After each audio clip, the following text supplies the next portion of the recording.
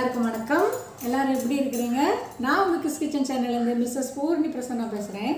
இன்றைக்கி நம்ம வீடியோஸில் பார்க்க போகிறது நாட்டுக்கோழி வச்சு ஒரு ஸ்பெஷல் செய்ய போகிறோம். அது பார்த்திங்கன்னா செம்ம சூப்பராக இருக்கும்.